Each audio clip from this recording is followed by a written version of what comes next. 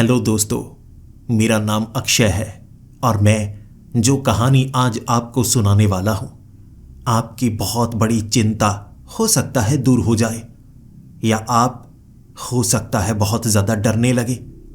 ये आप पर निर्भर है कि आप इस कहानी को कैसे समझ पाते हैं। एक ही कहानी जिसके कई अर्थ हो सकते हैं, ऐसी कहानी आपने कभी नहीं सुनी होगी। मैं तो यही कहूँगा, मैंने पूरी दुनिया देखी है। इस समय मेरी उम्र 80 साल है और सच बताऊं, मैंने पूरी दुनिया देखी है। मैंने प्यार देखा है, मैंने ममता देखी है, मैंने दुख देखा है, मैंने ईर्ष्या देखी है, मैंने धोखा देखा है, अब बुढ़ापा देखा है और मुझे मौत भी नजर आती है। मैं सच कह रहा हूं, मैं सब कुछ देख चुका हूं।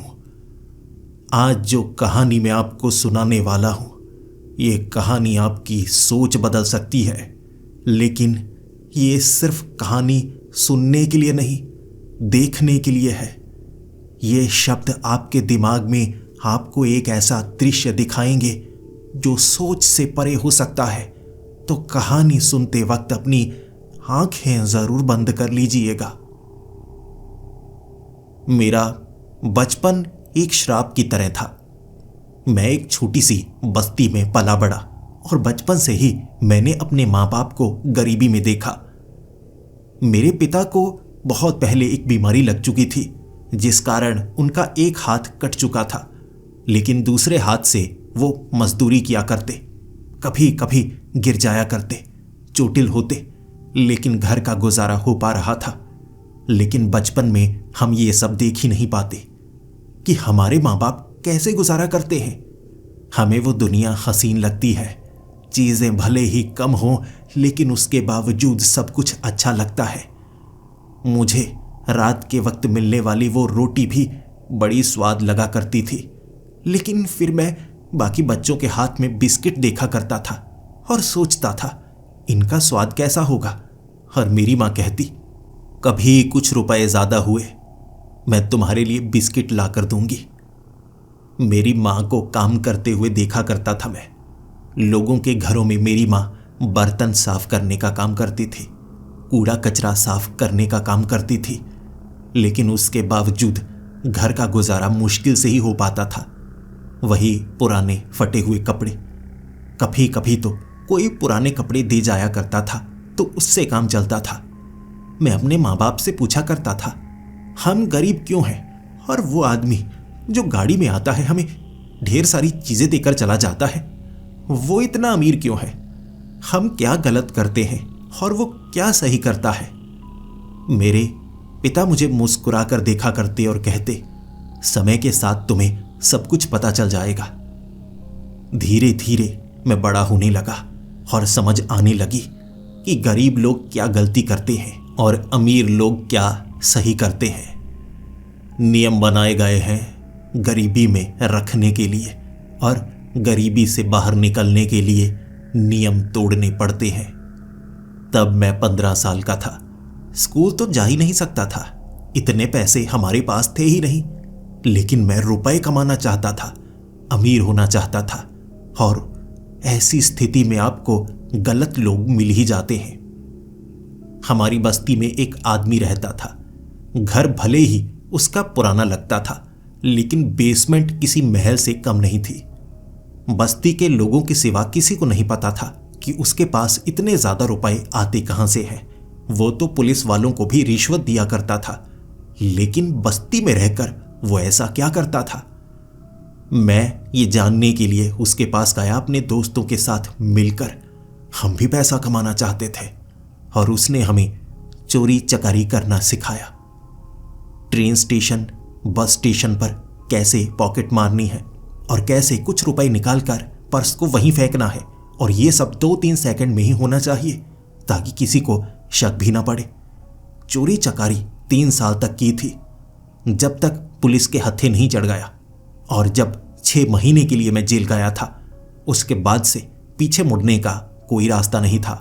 लेकिन चोरी चकारी से कुछ रुपए तो कमा पाया था, जिसके बाद मैंने धोखा देना सीखा। कैसे किसी जगह काम करके उनकी सारी जानकारी उनके प्रतिद्वंदियों को देना, इसे जुर्म नहीं कहा जाता। सभ्य समाज में इसे भी बिजनेस कहा जाता है। इससे भी मैंने पैसे कमाए। धीरे धीरे मैं बड़ा होता तो जा रहा था, लेकिन घर में समय बिताता ही नहीं था। मेरा पूरा समय तो बाहर ही निकल जाता। मेरी माँ कहा करती थी कि घर तो हमारा बन चुका है, बस्ती में ही सही, रहन सहन भी अच्छा हो गया है, लेकिन तुम घर में होते ही नहीं, मुझे तुम्हारी बहुत याद आती है। मेरे पिता भी यही कहा करते थे। अब मैं उन्हें काम करने नहीं देता, लेकिन वो मुझसे मेरा समय मांगते थे। समय सबसे कीमती होता है। अगर मैं घर में रहा तो बाहर काम कैसे करूंगा। धीरे धीरे कुछ ऐसे लोगों से मिलना जुलना हो गया मेरा, जो बड़े लोग थे पॉलिटिक्स में, राजनेता, जो हम जैसे लोगों की मदद लेते हैं क्योंकि वो हाथ गंदा नहीं करना चाहते, जबकि हमारे हाथ तो गंदे ही हैं, उससे ज्यादा क्या ही गंदे होंगे। उनके वो गलत काम हम किया करते थे, लेकिन तब तक मेरा ज़मीर मरा नहीं था। मैं ऐसा कुछ नहीं करता था जिससे किसी के साथ बुरा हो, यानी किसी बहुत अमीर को छोटा मोटा धोखा देना, कहीं किसी को काम दिलवाना या वहां से कुछ रुपए की जानकारी किसी और को देना। मैं ये छोटा मोटा ही काम करता था। कोई जमीन हथियाना, किसी गरीब को मारना, ऐसा कुछ नहीं किया था मैंने। शायद यही मेरी कमजोरी बन गई। मुझे फंसाया गया और उसके बाद मैं 6 महीने के लिए फिर से जेल गया था, झूठे इल्जामों के तौर पर।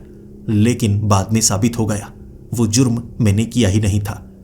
गलती से एक खास समय मैं एक बिल्डिंग में था उस आदमी का काम करने के लिए। वो मुझे फंसा देते, मैं उससे पहले पहले निकल आया तो मेरे साथ सबूत काम कर गए। फिर मैं अमीर होने की जिद में लग गया। छोटा मोटा काम करना, बस्ती के लोगों को कपड़े बेचना और चीजें बेचना। धीरे धीरे मैं एक छोटी फैक्ट्री खोल पाया। फैक्ट्री में काम करता गया। तब कुछ अच्छे दोस्त मिले मुझे, उनके साथ मैं समय बिताया करता था। उन्हें एक ही शौक था, शराब पीने का। मैं शराब पिया नहीं करता था, लेकिन जैसी संगत वैसी रंगत, मैं भी शराब पीने लगा। बहुत अच्छा समय गुजरा करता था।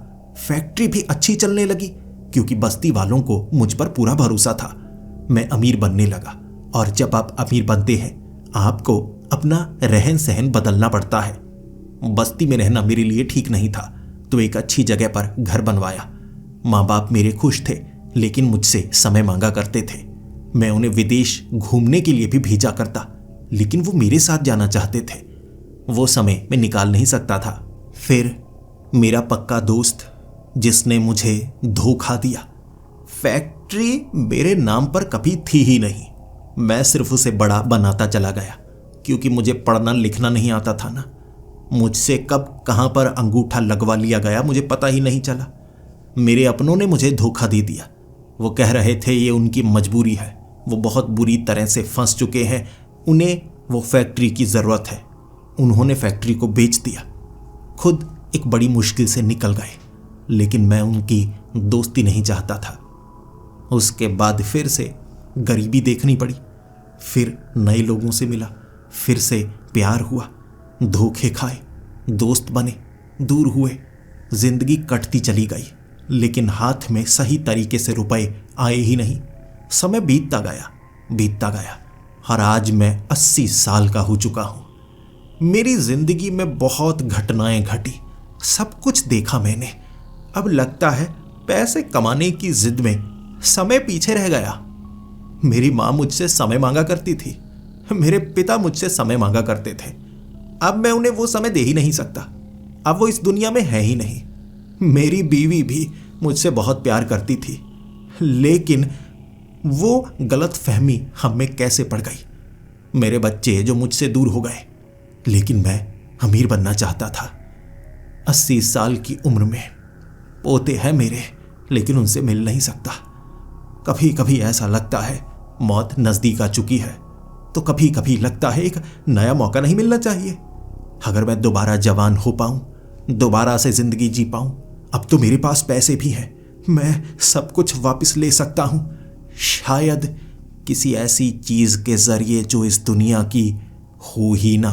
पिछले 10 सालों से मैं इस चीज पर काम कर रहा हूं। एक ऐसा टापू जो दक्षिण भारत के समुद्री हिस्से में है, उसे कोई आम इंसान देख नहीं सकता। बहुत छोटा टापू है, दूर से देखने में ऐसा लगता है बस एक चट्टान होगी।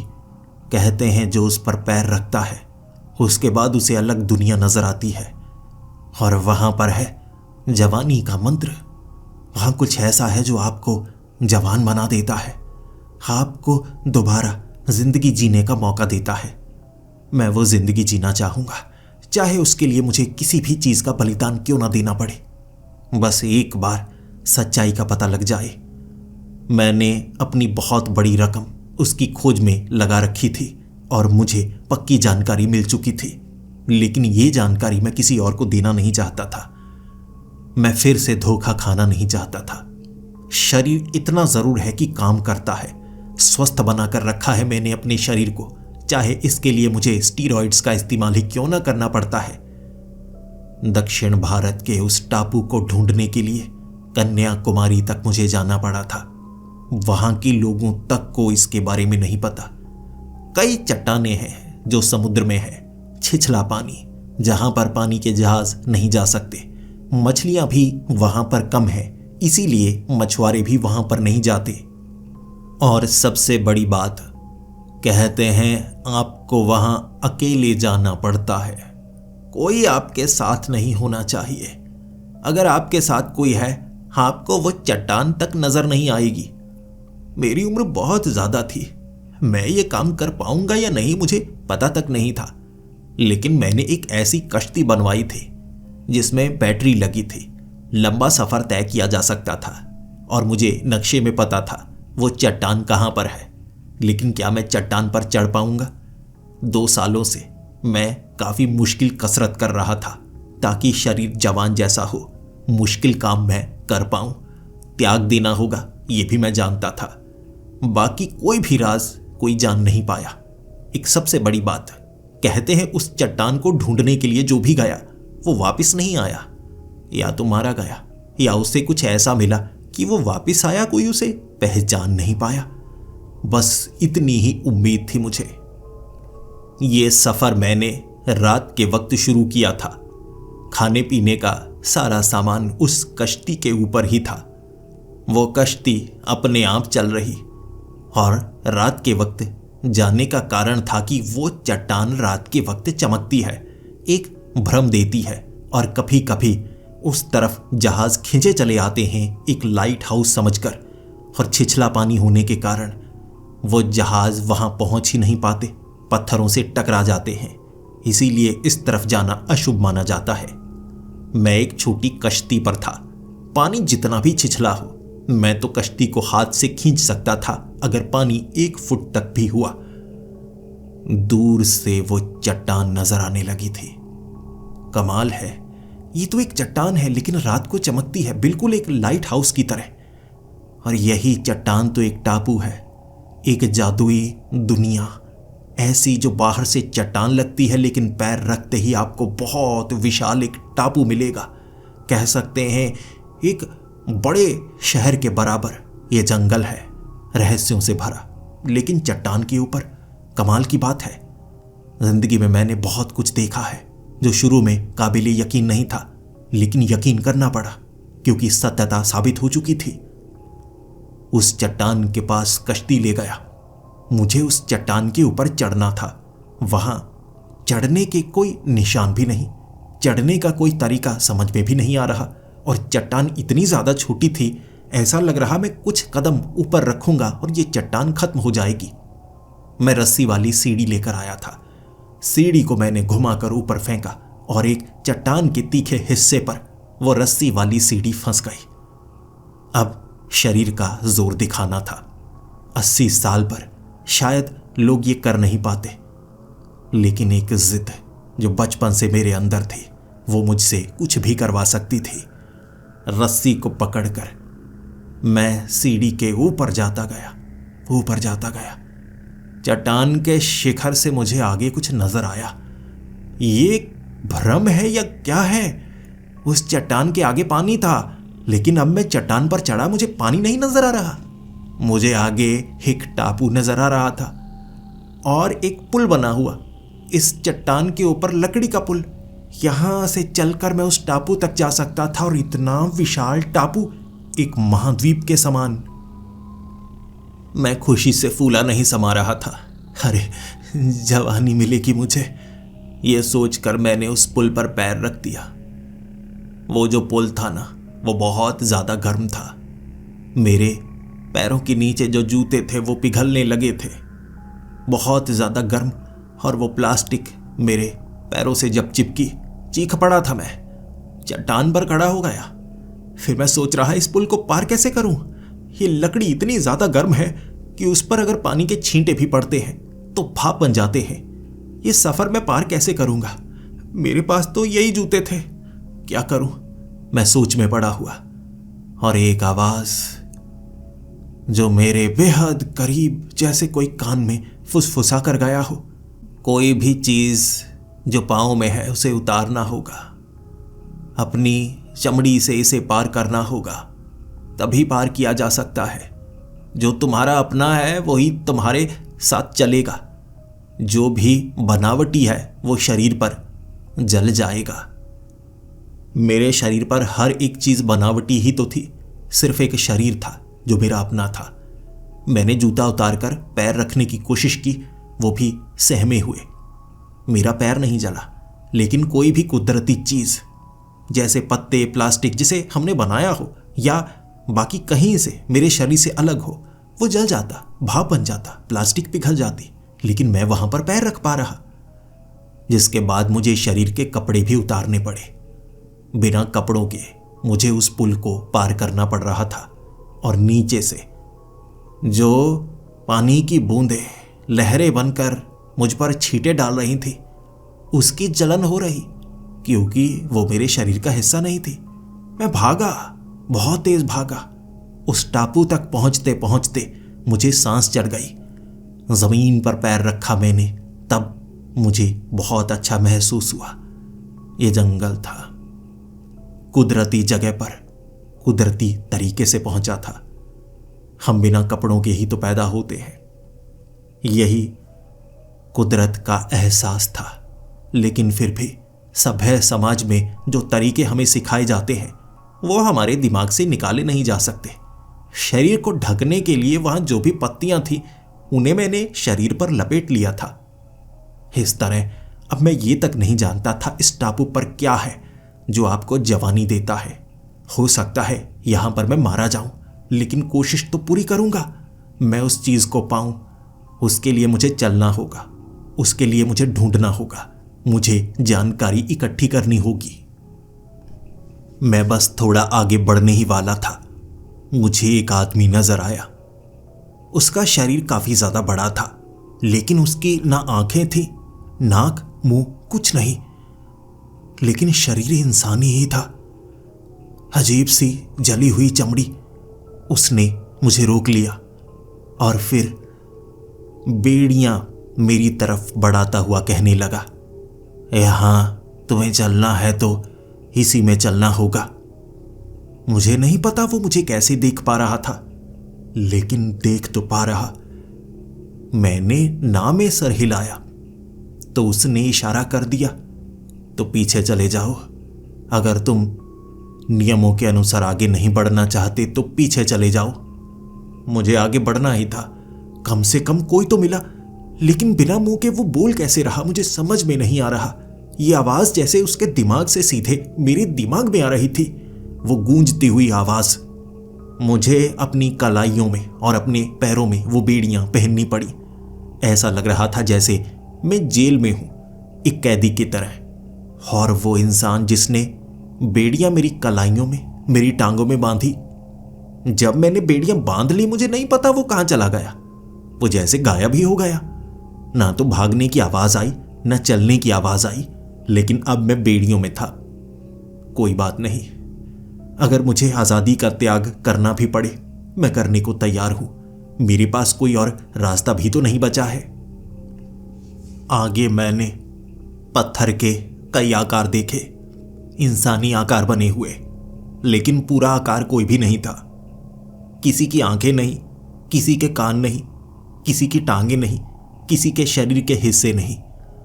वो पत्थर के बने हुए आकार थे, और जब मैंने उन्हें करीब से देखा, ऐसे उकेर कर वो आकार बनाए गए थे। बड़ी ही खूबसूरती से, बारीकी साफ नजर आ रही थी, और मेरे दिमाग में वो ख्याल भी चल रहे थे, वो लोग जो वापिस नहीं आए उनके साथ क्या हुआ होगा। इतना मुश्किल काम वो कर पाए होंगे या उन्होंने जान दे दी। फिर मुझे एक पेड़ नजर आया जो बड़ा अजीब था। यहां हरियाली ही हरियाली थी, लेकिन एक पेड़ ऐसा था जिस पर कोई पत्ती नहीं थी, बिल्कुल सूखा पेड़, लेकिन हरा था। आखिर इस पेड़ पर पत्तियां क्यों नहीं हैं? उत्सुकता मेरे अंदर पैदा हो रही थी। मेरे कदम खुद ब खुद उस तरफ बढ़ने लगे। मैं भाग तो नहीं सकता था क्योंकि बेड़ियों के साथ बंधा हुआ था, लेकिन जब मैं उस पेड़ के पास पहुंचा, मैंने उस पेड़ के नीचे एक कंकाल देखा, एक इंसानी कंकाल। ऐसा लग रहा था जैसे कोई इंसान यहां तक पहुंचा और उसके बाद भूख प्यास से शायद वो मर गया होगा। तब मेरी सांसें रुक गई थी और मैं एक बार पीछे मुड़कर देख रहा। यहां से क्या मुझे वापस चले जाना चाहिए?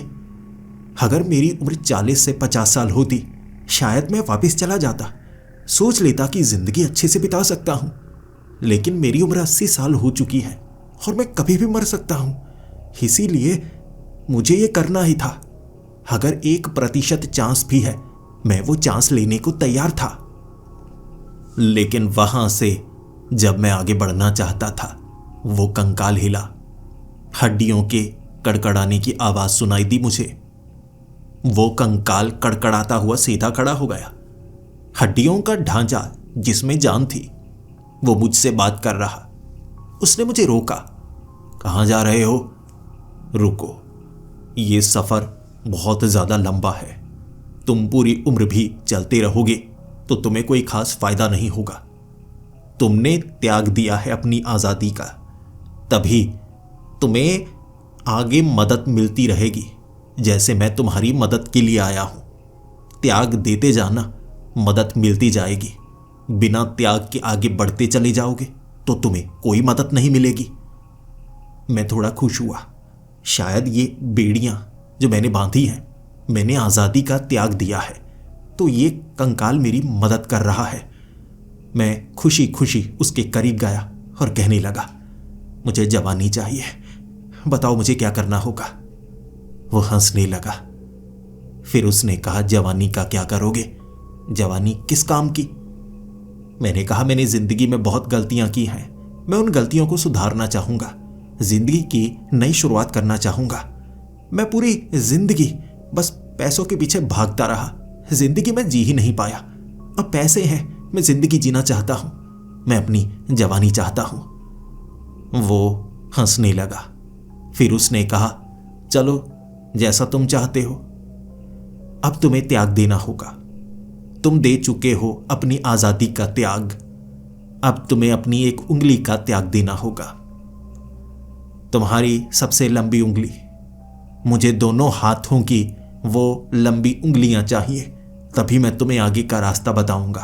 वरना तुम इस जंगल में भटकते रहोगे और बार बार मेरे पास ही आओगे। यहां से आगे बढ़ना है, तुम्हें अपनी उंगलियां काटनी होंगी। बताओ, ऐसा करने को तैयार हो? मैं सोचने लगा, नहीं नहीं, अपनी उंगली कौन काट सकता है? वो हंसा और कहने लगा, तुम काट सकते हो। मैंने कहा, नहीं, मैं अपनी उंगली नहीं काटूंगा। मैं आगे की तरफ बढ़ने लगा। मुझे लगा था ये रास्ता आसान होगा, मैं ढूंढ लूंगा, कोई ना कोई और मदद के लिए आ ही जाएगा। लेकिन वहां कोई नहीं था। वो इतना बड़ा टापू कि मैं चलता गया। खाने के लिए कुछ नहीं मिल रहा था, पीने के लिए पानी नहीं था, नारियल का एक पेड़ तक नहीं, और इतना बड़ा टापू कि मैं घूमता फिरता रहा और भटक गया, जैसे अनंत जंगल जिसका कोई अंत ही नहीं। चाहे आप जितना भी चलते जाओ, ना तो मौसम बदल रहा था, ना दिन की रात हो रही थी। कई घंटे बीत चुके थे। मैं ऐसा का ऐसा ही सोच में पड़ा हुआ, और फिर एक जगह मैं हार गया। मैं बैठ गया। कुछ नहीं है यहां पर, तो ये टापू का अंत नहीं। और फिर वो कंकाल जिस पेड़ के नीचे मैं बैठा था उसके पीछे से निकला और फिर कहने लगा, ये वो दुनिया नहीं है जिसके तुम आदी हो। यहां वो चीज बेहद करीब है लेकिन तुम्हें नजर नहीं आएगी। वो चीज देखने के लिए तुम्हें आंखें चाहिए होंगी। वो आंखें नहीं जो तुम्हारे पास हैं, वो आंखें जो तुम महसूस नहीं कर पाते। तुम्हारे दिमाग के अंदर वो आंखें हैं जो तुम्हें कई चीजों के पार दिखा सकती हैं, लेकिन उसके लिए तुम्हें ज्ञान चाहिए। वही ज्ञान मैं तुम्हें दूंगा, लेकिन मुझे त्याग चाहिए। मुझे तुम्हारी 2 उंगलियां चाहिए, खुद काटनी होंगी तुम्हें। बताओ, त्याग देने को तैयार हो? मैं थक चुका था, हार चुका था, लेकिन अपनी उंगली काटना कोई आसान काम नहीं होता। मैं ये काम कैसे कर सकता था मैं सोच नहीं पा रहा, लेकिन उसने मुझे तेज धार हथियार दिखाया। वो देखो, काम ज्यादा मुश्किल नहीं होगा। उसके नीचे अपनी उंगली रखना, एक तरफ रस्सी खींचकर नीचे छोड़ देना। वो हथियार बहुत ज्यादा तेज धार है, उंगली काटेगा, दर्द बाद में महसूस होगा, लेकिन चिंता मत करो। ऊपर डालने के लिए तुम्हें कुछ दे दूंगा। ये मिट्टी को लगा लेना, खून बहना बंद हो जाएगा। मैं देख रहा, मेरी सोच समझ मुझे ये चेतावनी दे रही थी कि मुझे ऐसा नहीं करना चाहिए। उंगली कटने पर खून बहेगा और खून ज्यादा बहने पर मैं मर भी सकता हूं। लेकिन ये जगह बड़ी अजीब थी, रहस्यमय, नियम भी अलग थे। मैं क्या करता? मैं वहां से भागा, लेकिन बहुत भागने के बाद जब प्यास इतनी ज्यादा लगी कि मुझे लगा मैं मर सकता हूं, तो वो कंकाल को मैंने आवाज लगाई। झाड़ियों से वो कंकाल निकल आया। वो मेरे करीब ही था, पता नहीं कहां से अदृश्य जगह से निकल कर आ जाता। मुझे उसकी बात माननी पड़ी। दिखाओ मुझे वो हथियार कहाँ है? उसने दाईं तरफ इशारा किया। वो देखो, जबकि पहले वो मौजूद ही नहीं था। यह सबसे कठिन निर्णय था। मैं यहां से वापस भी नहीं जा सकता था, ना आगे बढ़ सकता था। कुछ ऐसा था जो मुझे नजर नहीं आ रहा, आगे बढ़ने का रास्ता जो ये बताएगा। लेकिन मेरी लंबी उंगलियां लेने के बाद मैंने उस तेज धार हथियार के नीचे दोनों उंगलियां रख दी, जिसके बाद मैंने कहा, तुम अगर रस्सी को इकट्ठे खींच दोगे, मेरी मदद कर दो, मैं ये कर नहीं पाऊंगा। उसने कहा, करना तो तुम्हें ही होगा। तो मैंने वो रस्सी खींची, वो हथियार ऊपर की तरफ चला गया। मैंने रस्सी मुंह में पकड़ ली, उंगलियां रखी वहां पर, फिर मुंह से रस्सी को छोड़ दिया। उस हथियार ने मेरी उंगलियों को कब काटा पता नहीं चला, लेकिन 1-2 सेकंड बाद दर्द उठने लगा। शरीर का अंग जब कटता है तो दर्द बढ़ता चला जाता है। दर्द बढ़ने लगा, मैं चीखने लगा, चिल्लाने लगा। वो असहनीय दर्द था, सहा नहीं जा रहा था। भले ही बूढ़ा था मैं, लेकिन ये दर्द बहुत भयानक। उसने कहा, मिट्टी रगड़ लो, जल्दी से मिट्टी रगड़ लो, खून ज्यादा बहने लगेगा। उसने जैसा कहा मैंने वैसा कर लिया। मिट्टी बिल्कुल मिर्ची के समान थी, जलन पैदा कर रही, लेकिन मिट्टी का लेप लगाने के बाद खून बहना बंद हो चुका था। सच में ये काम कर गया। मैंने कहा, अब क्या करूं? मैं यहां मर तो नहीं जाऊंगा। उसने कहा, यहां के नियम के अनुसार जब तुमने मिट्टी पर पैर रखा तो तुम्हारी जान तुम्हारे हाथ में नहीं है। चाहे तुम मरने की कोशिश भी करो, मर नहीं पाओगे। उंगली ही तो कटी है। चिंता मत करो, मरोगे नहीं, आगे बढ़ सकते हो। अब आगे बढ़ने का वो ज्ञान मैं तुम्हें देता हूं। तुम सतह पर चल रहे थे, तुमने ऊंचाई का रास्ता चुना ही नहीं। यहां से आगे बढ़ने का रास्ता पेड़ों के ऊपर से है। किसी भी एक पेड़ के ऊपर चले जाओ, तुम्हें एक पुल नजर आएगा। उस पुल पर पैर रखते ही तुम्हें आगे एक और टापू नजर आएगा। ये यहां से आगे बढ़ने का रास्ता। चढ़ जाओ किसी भी पेड़ पर। मैंने उसे कहा, मेरी बेड़ियां। उसने कहा, पहला त्याग दिया है आजादी का, दूसरा त्याग दिया है अपनी उंगलियों का। वापिस चाहते हो वो सब? अब तो आजादी त्याग दी ना, गुलाम हो तुम तो गुलामों की तरह रहो। मैं उस पेड़ पर चढ़ा था और सच बताऊं, वो जो बेड़ियां थी उससे मेरी मदद हो रही। पेड़ों पर चढ़ने पर परेशानी होती, लेकिन वो बेड़ियां उन टहनियों पर फंस जाती, जिससे मुझे बहुत आसानी हुई। पेड़ पर चढ़ा तो मुझे पुल नजर आने लगा, जो पहले नीचे से नजर ही नहीं आ रहा। पुल पर पैर रखा और मुझे टापू नजर आने लगा। कमाल की चीज थी। ऐसा लग रहा जैसे सेकंड फ्लोर बना हो जंगल का, ऊपरी हिस्सा। मैं तब उस जंगल में हैरान। ये शाम का वक्त था, मौसम भी बदल गया। हल्की हल्की ठंडक हो चुकी थी, जैसे सूरज ढलने वाला हो। जंगल भी भयानक लग रहा, अजीबोगरीब जानवरों की आवाजें भी आ रही। स्तब्ध था, डरा हुआ, लेकिन त्याग दिया है मैंने तो मुझे मदद भी तो मिलनी चाहिए। वहां ढेर लगा था नारियल का, जो कटे हुए थे। नारियल पानी था उनमें। मैं नारियल खा भी सकता था, पी भी सकता था। वो नारियल पानी पिया मैंने, नारियल ही खाए मैंने, तब जाकर शरीर में जैसे जान आई हो। मुझे तो लग रहा था मैं ऐसे भूख प्यास से ही मर जाऊंगा। फिर मैं आवाज लगाने लगा उस कंकाल को। उसने कोई जवाब नहीं दिया। अब वो मेरे पास नहीं था, वो तो पीछे रह गया। उसने ज्ञान दे दिया ना मुझे। मैं अगले स्तर पर था, लेकिन यहां मदद के लिए कोई आ क्यों नहीं रहा। मुझे वहां एक तेंदुआ नजर आया। उस तेंदुए ने मेरी आंखों से आंखें मिलाई थी। वो काले रंग का तेंदुआ, बड़ा भयानक।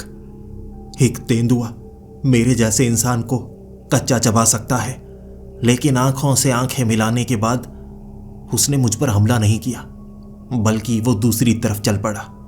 और फिर एक पेड़ से मुझे आवाज आई। पेड़ मुझसे बात कर रहा था। तुम्हें एक और त्याग देना होगा। वो त्याग देना होगा अपनी जानकारी का। तुम्हें इस तेंदुए को मारना होगा, अपने हाथों से इसे मारना होगा। जब तुम इसे मारोगे, यहां से आगे जाने का रास्ता मिलेगा। मैं सोच में पड़ा हुआ। यहां पर कोई हथियार नहीं था, ये बेड़ियां थी मेरे पास। मैंने वहां लकड़ी उठाई, लेकिन लकड़ी से तेंदुए को कैसे मारा जा सकता है।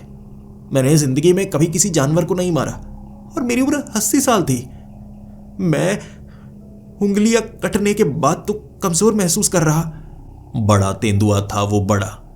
मैं उस पर हमला करूंगा, वो मुझ पर हमला ना कर दे।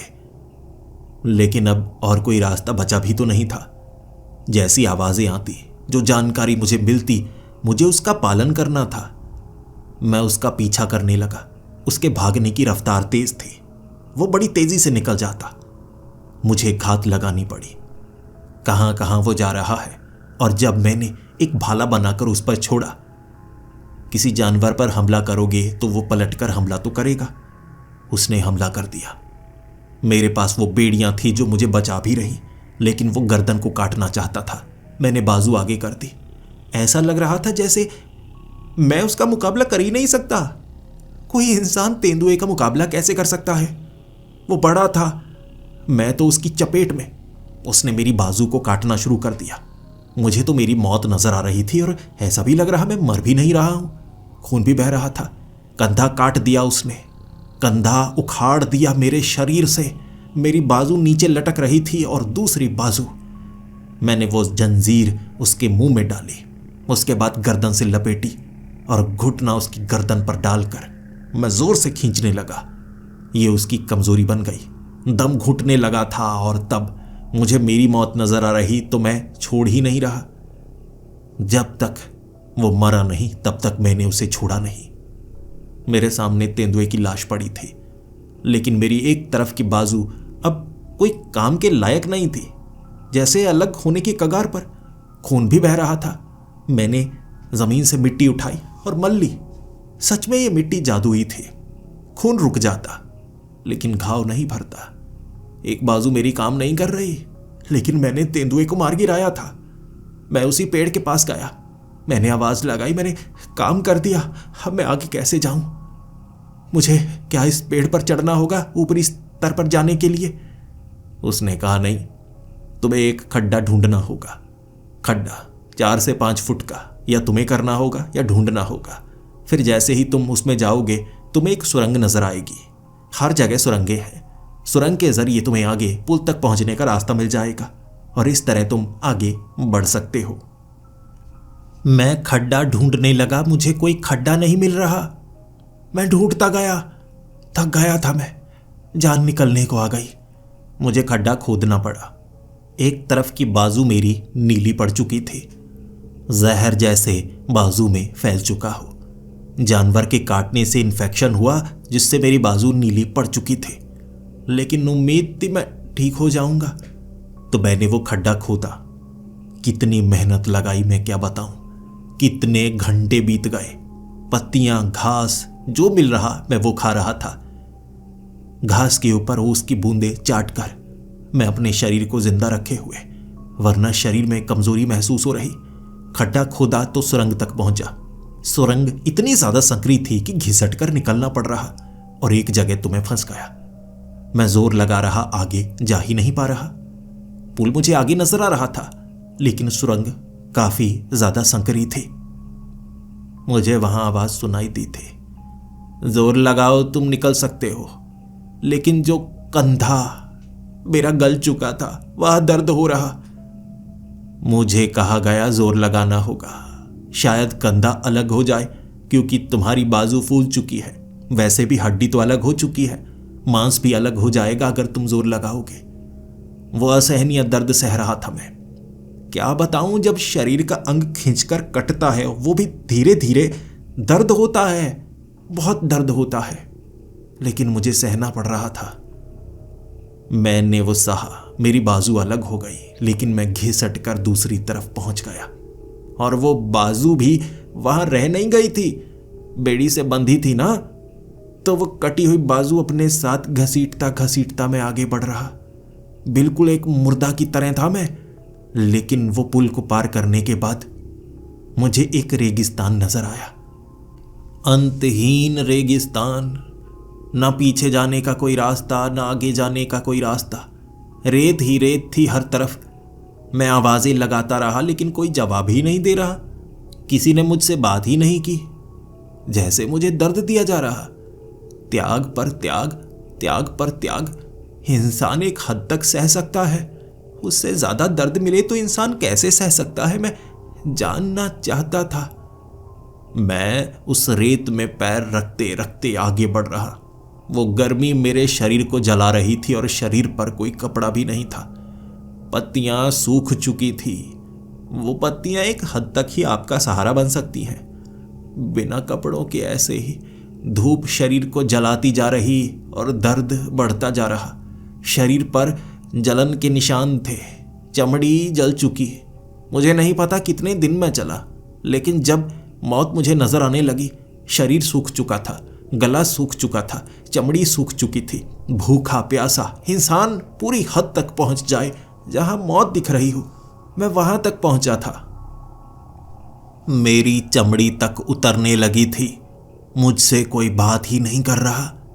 और फिर रेत से मुझे आवाज आई थी, जहां मरने की सबसे अच्छी जगह लगे वहीं आगे जाने का रास्ता मिलेगा। मुझे नहीं पता था मरने की सबसे अच्छी जगह कौन सी हो सकती है। मैं एक रेगिस्तान में हूं, बोल तक नहीं पा रहा था। फिर जहां पड़ा वहीं पर लेट गया। मरने की सबसे अच्छी जगह, मौत का किसी को पता नहीं होता, मौत तो कभी भी आ सकती है। तो जहां पर था वहीं पर लेटा रहा। फिर अपने आप जैसे रेत मुझे निकलने लगी, मैं रेत के नीचे से कहीं और पहुंच गया। पता नहीं कैसे, रेत के नीचे जैसे दूसरी तरफ एक जंगल, और मैं मिट्टी से बाहर निकला। वो गंदा पानी था जो मैंने पिया। प्यास इतनी लगी थी, वो गंदा पानी भी अमृत के समान लग रहा। घास थी, वो मैं खा सकता था। धूप से शरीर में फफोले पड़ चुके थे, शरीर गलने लगा था। फिर भूख प्यास मिटाने के बाद मैं चीख पड़ा, बताओ अब मुझे क्या करना है, बताओ बताओ मुझे जवानी तक पहुंचने के लिए क्या करना होगा। और मुझे जवाब मिला, तुम्हें कुछ सवारियां उठानी होंगी, सवारी जो तुम्हारे शरीर पर होंगी, बहुत अपने साथ लेकर आने होंगे। बस एक पहेली की तरह कह दिया ये सब, लेकिन मैं किसे लेकर आऊं? यहां ना कोई जीव, ना जंतु, कुछ नहीं था यहां पर। भटकता रहा, कभी पेड़ की छाल खाता तो कभी पत्तियां, कभी उल्टी लग जाती तो कभी शरीर पर मरहम के लिए कुछ मलने की कोशिश करता, लेकिन समझ में ही नहीं आ रहा मैं आगे करूं तो क्या करूं। मैं आगे बढ़ता गया, बस बार बार वही बात, सवारी अपने शरीर पर लेकर आनी होगी। कैसी सवारी? मेरे शरीर पर कीड़े पड़ने लगे थे, फफोले जिनके अंदर कीड़े पनपने लगे। मैं अपने शरीर से निकलने वाले कीड़ों को देख पा रहा। मैं मर भी नहीं रहा था। ये कमाल की चीज थी। मौत मुझे नसीब नहीं हो रही थी। शरीर ऐसा था जैसे कोई देखना तक ना चाहे। गला सड़ा शरीर घसीटता घसीटता उसे आगे ले जाने की कोशिश कर रहा। ये मेरा हठ था। वही हठ मुझे बहुत आगे तक ले गया। शरीर पर इतने कीड़े पड़े थे, मैंने गुहार लगाई, मेरे शरीर पर सवारी है, मुझे आगे जाने का रास्ता दो।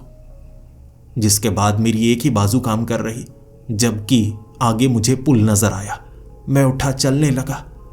फिर वहां मुझसे दूसरी टांग का त्याग मांगा गया। 2 टांगों में से एक टांग कटेगी तभी मैं आगे बढ़ पाऊंगा। लेकिन अच्छी बात यह थी, यह काम मुझे नहीं करना था, यह काम अपने आप हो जाता। एक टांग में इतने ज्यादा कीड़े पड़ चुके थे कि वहां पड़े पत्थर को मैंने अपनी जांग पर इतनी बार मारा, हड्डी भी टूटी, मांस भी अलग हो गया। खून भी पानी की तरह बह रहा था, लेकिन सफेद रंग का खून। शरीर भी जहरीला हो गया। मैं एक लाश की तरह था जो चल पा रहा था। इस तरह एक टांग, एक तरफ की बाजू लेकर मैं आगे तो पहुंच पाया, लेकिन फिर से कीचड़ ही कीचड़ चारों तरफ। ना कोई आवाज लगाने वाला, ना कोई बताने वाला। मैं आगे बढ़ा। मुझे पता था त्याग तो देना होगा। जिस तरह से मेरा शरीर कट रहा है, मुझे अगर जवानी मिली भी तो किस काम की मिलेगी। मैं तो खुद को ही मारता जा रहा हूं। पीछे मैं जा नहीं सकता था। आगे ही बढ़ना उचित लगा मुझे, तो मैं बढ़ता गया। मुझसे दूसरी टांग और दूसरी बाजू का भी त्याग मांगा गया। उस कीचड़ में ऐसे जीव थे जो बात करते थे, लेकिन उन्हें भूख लगी। भूख मेरी टांग और बाजू से ही पूरी हुई। कीचड़ में बिना बाजू बिना टांगों के था मैं, लेकिन वहां कीचड़ से भी मुझे आगे ले जाया गया। बड़ी खूबसूरत जगह, लेकिन खूबसूरती का आनंद आप कैसे ले सकते हैं जब आपके अंग मौजूद ही ना हो, शरीर काम ही ना कर रहा हो। वहां मैं आवाजें लगा रहा था, अब तो बताओ मैं क्या करूं। मैं तो आगे बढ़ ही नहीं सकता। मेरी टांगे नहीं है, मेरी बाजू नहीं है, मैं क्या करूं। कोई जवाब देने वाला नहीं था। 1 दिन, 2 दिन, धीरे धीरे समय बीतता गया। भूख तो लगती, लेकिन खाने को कुछ नहीं मिलता। प्यास तो लगती, पीने के लिए पानी नहीं मिलता। शरीर सिकुड़ता गया। मौत नहीं मिल रही थी इसके बावजूद। और आप खुद को कैसे मार सकते हैं? मैं तरीका ढूंढ रहा था खुद को मारने का। मुझे लगा मैं कैदी बन गया हूं। वो बेड़ियां अब भी शरीर से चिपकी हुई। फिर मैं रोता गया। कई दिन बीते, कई हफ्ते, फिर कई महीने। मेरी वो सजा, जवानी पाने के लिए हर चीज का त्याग, और जब आप अकेले होते हैं आपको जिंदगी याद आती है। अब तो मौत चाहता था मैं, जिंदगी नहीं चाहता था। अब ऐसा लगने लगा था ये सब खत्म हो जाए तो अच्छा रहेगा। यादें थी मेरे पास, यादें। बस उन यादों को दिमाग में लाता तो कुछ पल अच्छे निकलते। जब मैं बच्चा था ना, मां के हाथ का खाना खाता था। मुझे लगता है ये सूखी रोटी है। अरे इसमें तो घी भी नहीं लगा। अरे बिस्किट खाते हैं अमीरों के बच्चे, हमें बस रोटी मिलती है सूखी, वो भी कभी कभी नहीं मिलती। अब सोच रहा था वो रोटी ही मिल जाए तो कितनी अच्छी होती। अरे वो क्या दिन थे, कितने अच्छे थे। अच्छा और बुरा हमारी सोच में क्यों रह जाता है? जैसा भी था अच्छा था। उसके बाद धीरे धीरे वो पल दोबारा मैं ढूंढ ही नहीं पाया। अब यादें ही मेरे पास थीं जो सबसे कीमती थी, सबसे कीमती। उन्हें याद करता। महीनों बीते, महीनों, बिल्कुल एक लाश की तरह सिकुड़ा कंकाल। सिर्फ सोचा करता पूरा दिन, मुझे एक बार उस हालात से बाहर निकलना था।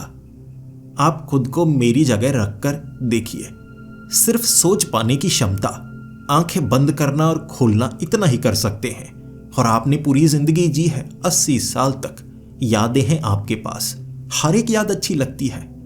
जो दोस्त धोखेबाज थे वो कभी अच्छे दोस्त भी तो थे। जिन्होंने धोखा दिया उससे पहले वो अच्छे थे। कुछ ऐसे जिनके साथ अच्छा समय बिताया, बाद में वो समय वापिस ही नहीं आया। वो यादें चाहे अच्छी हो या बुरी हो, हर चीज मुझे महसूस होती जा रही। और उसके बाद वहां मुझे मिट्टी से एक ऐसा जीव निकलता हुआ नजर आया। मैं उस आकार को कैसे बयां करूं। अब मैं समझ पा रहा था मृत्यु के पार क्या है, भावनाएं, एहसास, इन सब से पार क्या है। वो अजीब सा दृश्य था। उसने मुझसे बात भी की थी और कहा था, तुम्हें क्या लगता है सबसे कीमती चीज क्या है? क्या हमेशा अमर रहना कीमती हो सकता है? जवानी दोबारा जिंदगी जीने के लिए तुम्हें मिल सकती है, लेकिन उसका क्या करोगे? तुम्हारी जिंदगी एक किताब की तरह है। तुम्हारा हर एक पल एक पन्ना। तुम्हें तुम्हारी किताब वापस मिलती है। तुम्हें 3 आयामी दुनिया से बाहर चौथे आयाम की दुनिया मिलती है। फिर से अपनी जिंदगी जी सकते हो। मर्जी से पन्नों को पलट सकते हो, किसी भी पन्ने में, लेकिन हर पन्ने का लुत्फ उठाते जाना। जब मन भर जाए और खुद तुम मोक्ष पाना चाहो तो इससे अलग हो सकते हो। ये वरदान की तरह जिंदगी मिलेगी। चुटकी बजाई उसने और मुझे महसूस हुआ मेरे इर्द गिर्द हर एक पल दिख रहा था मुझे एक ऐसा शहर नजर आया जिसके दाईं तरफ भी वही घर जैसा बाईं तरफ, और उसके आगे भी ऐसे करोड़ों घर। हर एक दिशा में अलग अलग दृश्य, सब मेरी जिंदगी से जुड़े। एक तरफ वो झोंपड़ा, बस्ती का वो झोंपड़ा, और मैं पैर रखते ही छोटा हो गया। मेरी मां कहने लगी थी, देखो खाना खा लो, रोटी मिलेगी, बिस्किट की ख्वाहिश मत करो। और मैंने उठाकर वो रोटी खाई और मैं हंसते हंसते कह रहा, अरे मां कितनी स्वादिष्ट है।